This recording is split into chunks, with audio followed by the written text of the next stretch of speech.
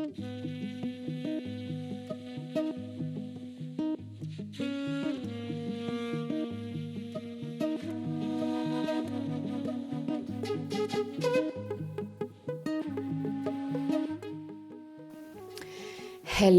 and welcome to From There to Here, the podcast where we talk about what it takes to build a new life far from home. I'm your host, Emma Bellamy, and today my guest is Roman Abasy.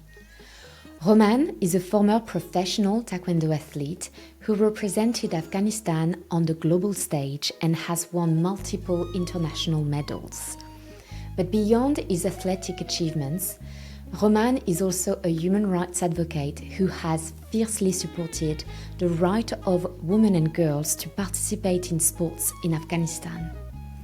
After the Taliban's return to power in 2021, he became a target due to his outspoken advocacy and was forced to flee Afghanistan with his family. He is now resettled in Australia and continued his work as a human rights advocate, but also became a sports coordinator and ambassador for refugee inclusion programs. Please welcome Roman Abasy.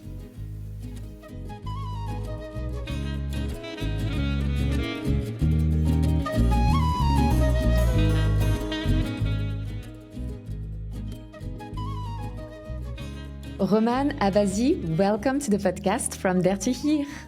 Thank you very much, Emma. Nice to see you. Yes. So, Roman, you are originally from Afghanistan, and I'm really intrigued to know more about your story as a refugee and as someone who supports many refugees. But before we do that, can you tell me what your life was like in Afghanistan before you had to escape? Oh, thank you very much. At first, thanks for this opportunity, Emma. I was born and grew up in Afghanistan, and I was there for over 30 years old. I recently came to Australia in the last 2 years, but in Afghanistan, I finished my school, my universities. I was there as a champion in Taekwondo and represent Afghanistan in international Taekwondo championships. I represent Afghanistan for over 35 international championships. I got 5 international medals. Oh, it's amazing. And so I know that you transitioned in your career from being an athlete to being a human rights advocate. Can you tell me a bit more about this transition in your life? Yeah, how I changed my career from sport to the human rights. I started a non-for-profit organization in Afghanistan that support disadvantaged communities and especially women and girls. We encourage them to sport, to education, and my career started from there. And I had a lot of campaigns there. I advocate for the rights of athletes in Afghanistan and for the rights of sport for women in Afghanistan. And from that part, my human rights activities start from the sport activities, especially for the rights of athletes in Afghanistan. How did you begin to be interested in the rights of women to participate in sports in Afghanistan? How did that interest arise? Yeah, actually, in Afghanistan, I'm not sure you know that sport is banned for women and girls, and it's something unfamiliar, especially in the provinces, not in the capital of Afghanistan. And once we noticed this, we started the campaigns to encourage the families, especially the dads in the families, because in Afghanistan, the dad is the CEO of a family. For that, we started to have a discussion with them and explain to them about the benefits of a sport. For that, we had a lot of campaigns to change the minds of the people, and luckily, we have a good outcome as well. And we encourage many people, and they joined many activities, especially women and girls in Afghanistan. Okay. Yeah. So that's actually what caused you in some ways to leave because you became a target due to your outspoken advocacy after the Taliban came back to power in 2021. So can you bring us back to this moment where you had to escape because of this work that you were doing? Yeah, as I mentioned before, I was a founder of a non-for-profit organization that we support the women and girls, and beside that, we support the Afghanistan national forces, security forces that fight against Taliban. We support their families as well. Once the Taliban take over Afghanistan in 2021, they target me and my family in Afghanistan. On that time, I reached out to the Austrian Olympic Committee and also International Olympic Committee. They support me to evacuate from Afghanistan to Pakistan, and after that, I stayed there for 3 months. And I came to Australia on the late 2022. I came with most of my family, but still some of my family and relatives they were in Afghanistan, and unfortunately, they were also in danger and not in a good condition. But when I came to Australia, I came with my family, with my siblings, and I settled here. Leaving everything behind, it was too difficult for me. When I came to Australia, I saw many challenges, and the first thing was the language barrier, and the second was a different culture, different people, and also it was completely new for us, and it takes a long time to adjust on the new country. Do you have any example that would illustrate how difficult it was to adapt to this very different culture and language? Like, do you remember a story that, made you realize how hard it was going to be? Yeah, I think as I mentioned, the language barrier it was the hardest one. When we had a meeting with Centrelink on that time with some government organizations, it was very difficult for me, for my wife, to communicate with the person that working in a government. For that, we called the interpreter on that time, and we discussed our issues, our problems through the interpreter. And it was this one thing that I feel not good, that why I'm not communicating myself with the person, and I use the third one.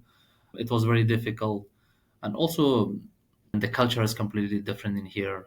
In Afghanistan, we grew up with the families, with friends, everyone was around us. But here it's not like this. Completely different culture. Everyone is busy, and there's no time for people. We have a big issues in Australia like social isolation, mental health issue. I think the one difference is that we're not together in Australia, but in Afghanistan, the environment, the people, and the family is completely different.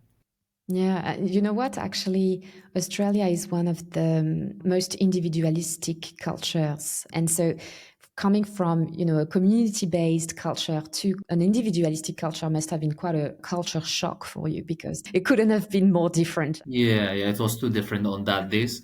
But luckily, my wife was with me on that time, in a very tough time. She supported me a lot. And to be honest, I really love her.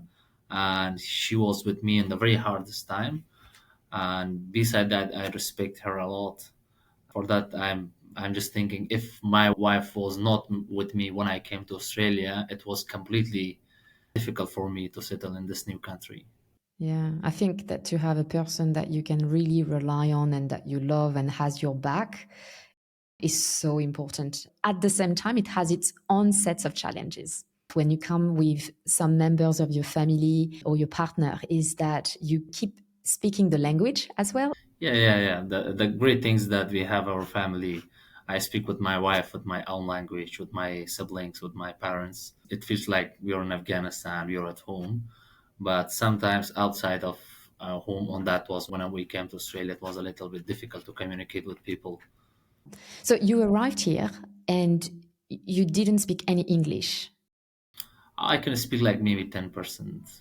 But 10%. we use interpreter on that time. Yeah. Yeah. So that's tough. So how did you do to find work in the early days? It was difficult because when I applied for the job, the only thing they asked about the language. When told them that I have this background in sport and human rights, and they said, "Okay, it's good, but a language is very important in Australia." For that, me and my wife we took a decision about how we can learn English faster, and we started from deactivating all our social media, and we are starting watching the movies, reading the books, and communicating with each other in English language. After 5 6 months, we realized that now we can communicate better with each other, with other people, and also I wrote a lot of big books on that time. I grabbed the English language really faster. Wow, that's amazing. Yeah, well, I guess you don't have a choice, right? When you arrive, if you don't speak the language, you don't get to have a job, you don't get to have a community around you. So it's a matter of survival as well. Yeah. My first job was Taekwondo instructor. The good things that in Taekwondo we don't need too much language. You just show your actions, you're kicking, you're punching. After that, I find a new job in different area, especially working with refugees and migrants. Actually, when you say that Taekwondo doesn't require much language, I think that is a very good transition with what I want to talk next, because you are today a resettlement worker. And so you have organized about 100 of sports programs for over 2,000 refugees in Western Sydney. So sport is the way that you help them integrate. And tell us why you think that sports is so important for the integration of refugee and migrant communities. I think the only way that we can support the refugees and migrants is sport. I have a good example of how can sport support the refugees. We organize a football program for the 250 refugees in Blacktown. We invite refugees from different communities, and most of them they can communicate with each other. Some refugees from Iraq and some refugees from Afghanistan, both groups they can speak English, either Arabic or Persian, and we organize a football program between them. On the first week, we noticed that they're not talking with each other because they don't know each other on the first week. The second week, we realized that they have a little bit in contact with each other, and after that, on the 10th week, they were friends with each other, and they talk with each other, they take selfies with each other and post some on social media. It was a completely different experience for me how sport is the strongest tool to support refugees and migrants, and still I'm using a sport as a strongest tool to support refugees and migrants. Yeah, because I think it's the best way to connect. Because sports is a powerful way to transcend language and cultural barriers, right? You can connect with someone without the need to talk. So I think that you can really have a powerful connection to someone with very little words when you are engaged in a physical sportive activity. Yeah, yeah, absolutely. In a sport, you don't need to speak in English or maybe any other language. The only things need just kick properly, just punch properly, or shoot the ball properly, and pass the ball properly. It's very important in a sport. Yeah, it is. And it makes me reflect that personally, when I arrived in Australia, I wasn't a sportive person at all. And then I realized that it was kind of an important part of the culture. So I started. And this is how I think I made 95% of my friends here. Oh, that's great. Yeah, yeah, yeah. Yeah. So I feel what you've experienced and what you help people do is really one of the best ways to cultivate a community here, because it's not easy to make friends when you are an adult and you don't go to school and you don't see people frequently. With an activity where you have to commit every week, you get to really build connections with the people that you engage with. And if you don't do that, it's going to be really difficult to feel that you have a community around you. I don't know if you've experienced the same thing personally with practicing Taekwondo and sports here. Like, did you feel like you've gained your friendships from practicing sport? Yeah, absolutely. Most of my friends, as you mentioned, is sport friends. In my work, we have specific sport activities for specific communities. Like we have a football program for the Afghan communities. When the newly arrived Afghan came to Australia, especially in Sydney, we invite them on that sport activities. On the first week, he or she find like around 20, 30 friends. And they're in the same community, the same background, the same situation. I'm not sure without the sport, how can we gather people like 30 or 25 people? For that, the only things that I use is sport. Yeah, no, it's an incredible tool. And do you have a story perhaps of one person who was perhaps isolated and started and really changed and you so evolved through being involved in sport? Yeah, in my old programs, in my previous role, in the project that I work, it was just for those that they faced social isolation and mental health. And my role was how can we bring them to the sport activities. We invite many refugees and migrants faced with social isolation, with mental health, with trauma, and we invite them in the activities, especially football, and that one completely changed their life. One refugee from Iraq, he came to in our football program. He was too good on football. He came like 10 week, And at the end of that 10 week, he asked me that I want to join as an instructor, just show me how can be an instructor in Australia. And we introduced him to many organizations. Now he's working in different organizations as a trainer, as a coach, as a referee, especially with kids. And I remember when he came to Australia, on that time he don't know anyone and he was not involved in any sport activities. Now he's a coach and he's working with a large number of people, and all the community respect him, know him because he's now a coach. Sometimes the sport changed lives. Yeah, it does. Mine is the same story how sport changed my life. When I grew up in the age of maybe 12 or 11, I started Taekwondo. I played Taekwondo for over 15 years. And I found the organizations that support the Afghanistan people through sport and recreation. And when the Taliban took over Afghanistan, the sport saved my life. I used the sport and contact the Australian Olympic Committee and International Olympic Committee. And I came to Australia. After that, I find my first job. It was a sport job. I'm 100% connected with the sport in different part of my life. Yeah, so sport has been really this saving influence, this thing that has saved you multiple times in your life. Yeah, yeah, yeah. I'm not sure about what's happening next, but sport will help me in my next step as well. Do you still practice Taekwondo?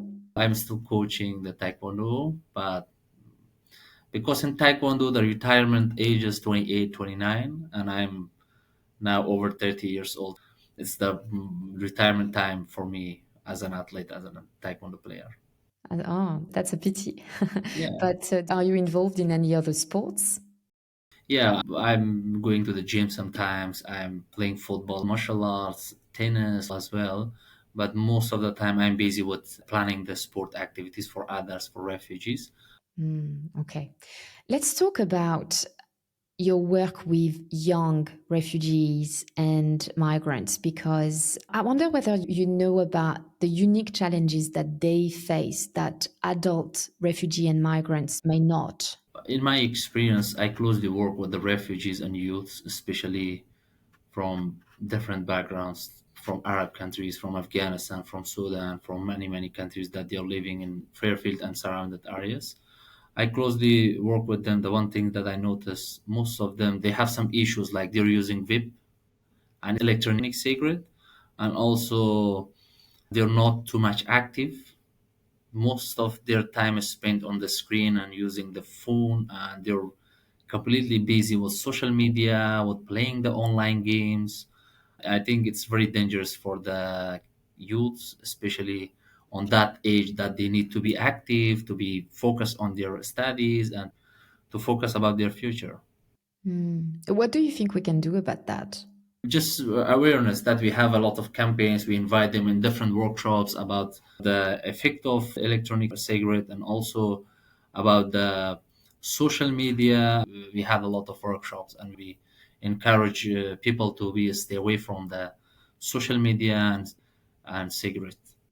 And what do you think are the main problems with using social media? Is it just the fact that they spend too much time on it, or are there other things that you think are not beneficial for them? I think the main point is the wasting your time, but there are many other reasons as well, especially with the youths. We noticed that some of the youth they're joining some radicalist group because they saw movies, they impressed by their activities. It became a radicalism in the future for them. It's a very big issue for them as well. I'm not sure did you saw the recently there's a documentary on Netflix. I forgot the name, and they shows how the social media has a bad effect on the youth. I think it's a very big issue now in Australia for the youths. Yeah, I haven't seen it. I haven't seen it, but I'm definitely gonna look it up and see whether I can find it. But yeah, when you say that the youth is getting radicalized through the use of social media, can you elaborate on that? What are your insights? What are the things that you see in the young that you are helping?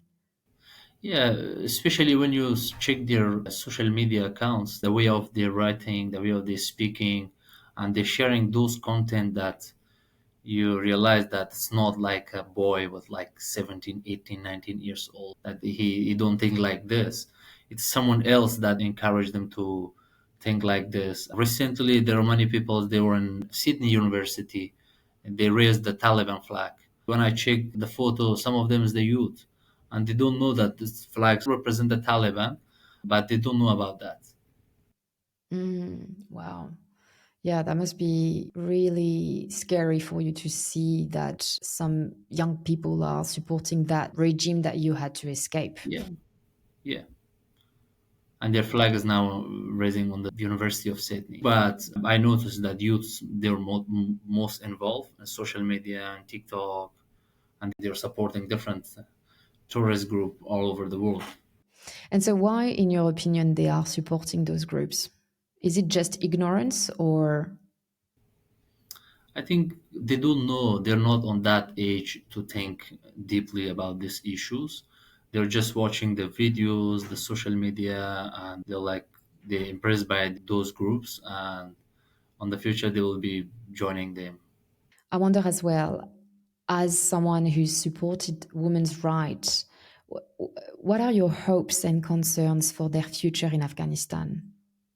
Yeah, I think Taliban is not forever in Afghanistan. Lots of regimes came in Afghanistan and gone, and Taliban also they were temporarily there, but they destroyed completely Afghanistan, especially the women's rights, and also they banned school in Afghanistan. They banned sport for women.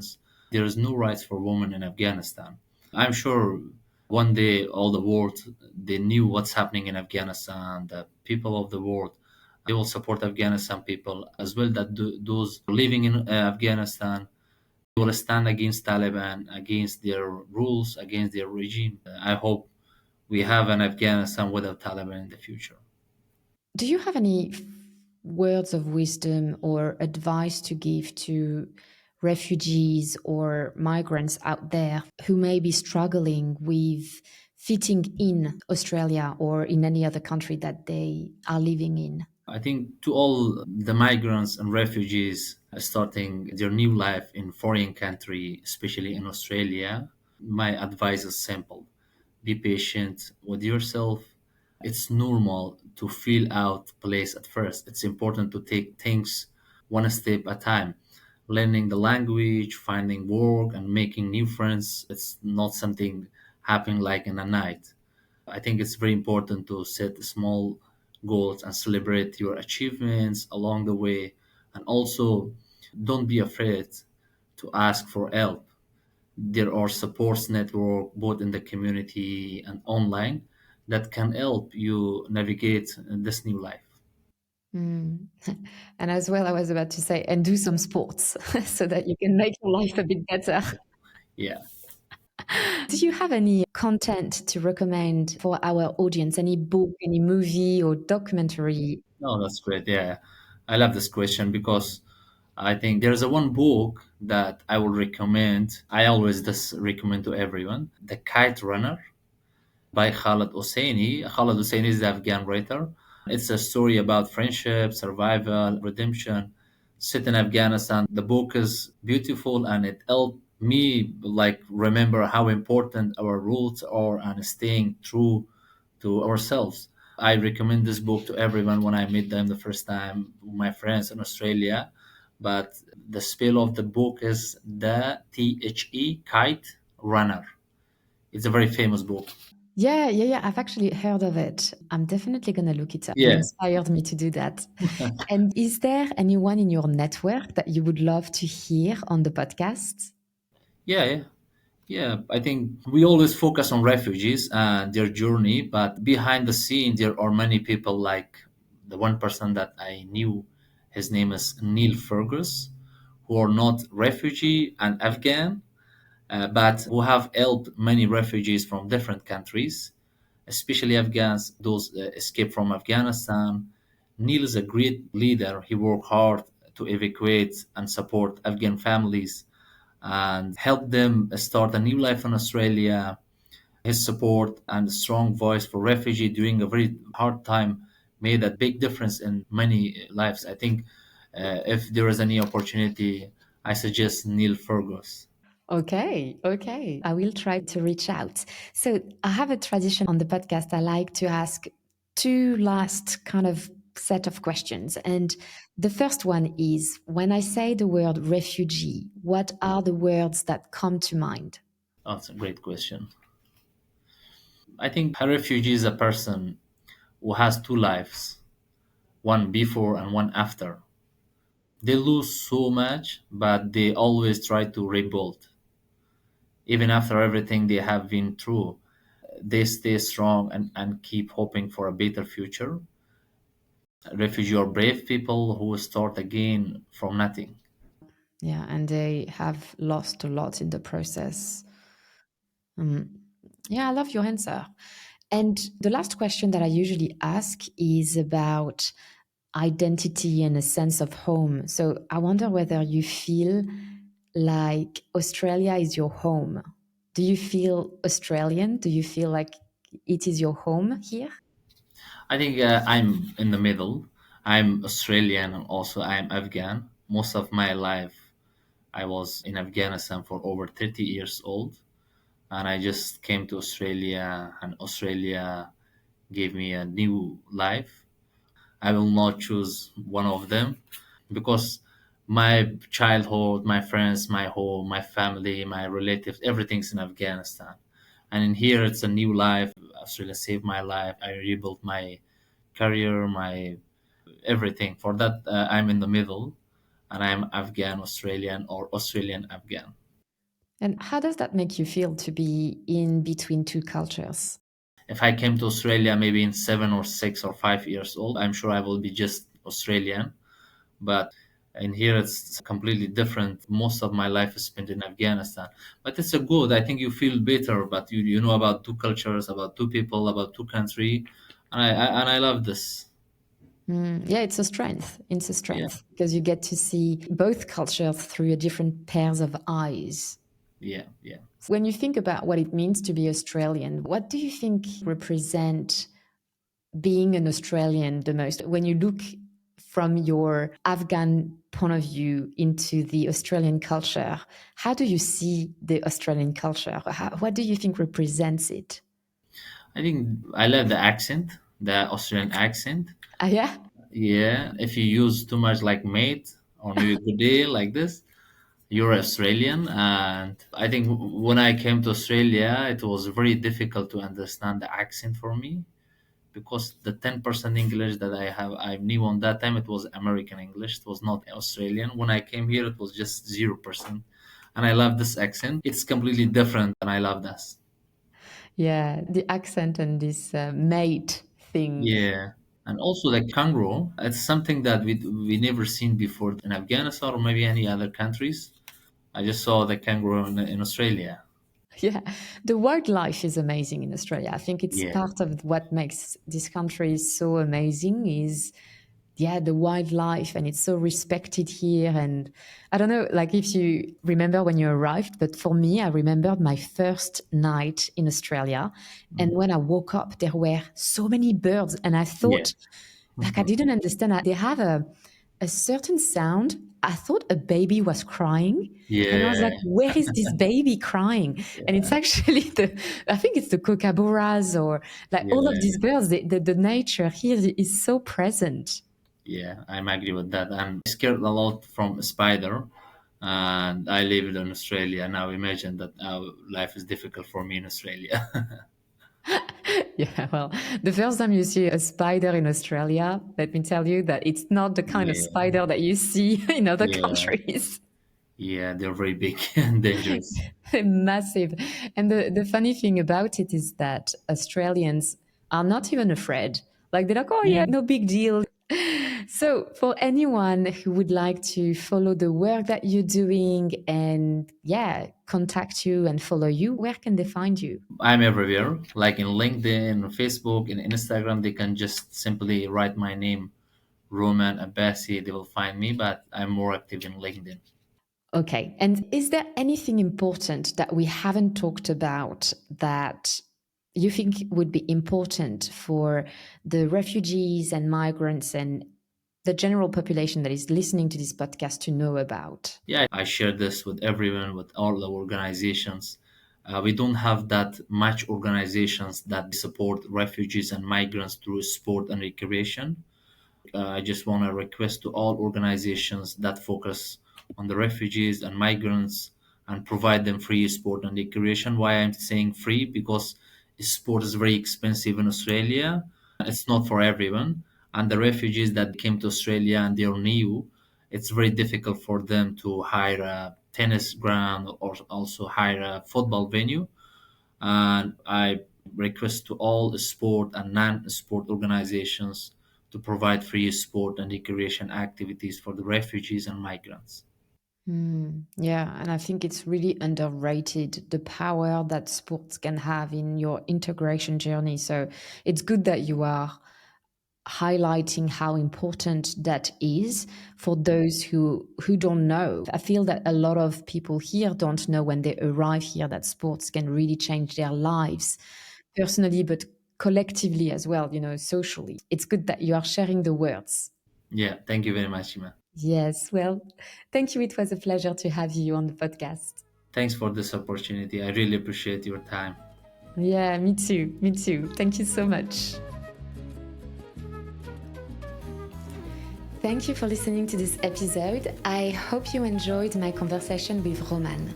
If it resonated with you in some way, please share this episode with a friend, leave us a review, or add stars in the rating of the show. And don't forget to follow us, it really helps this community grow. In 2 weeks, I'll be interviewing Yaser Nazeri, who's a former refugee from Iran with an unbelievable story.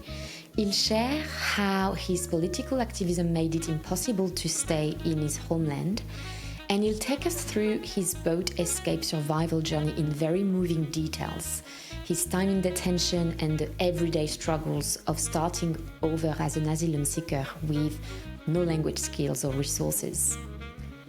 I was your host, Emma Bellamy, and I cannot wait to take you on another journey from there to here.